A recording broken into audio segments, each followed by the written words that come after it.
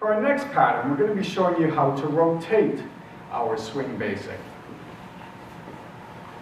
So we're starting with a basic and we do our rock, step, rock, step. Now you'll notice that I have all of this space in front of me. So what I'm going to do is I'm just going to cut in front of Melina, and 1, 2, 3, and move my right shoulder back, rock, step. So open up, I stand in front, rock, step, triple step, rock, step.